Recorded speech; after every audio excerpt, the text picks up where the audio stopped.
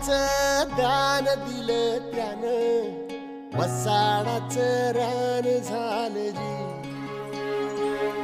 अर मातीच्या पोटात अस्मानाचं बळ, माऊलीची लाज राखजी.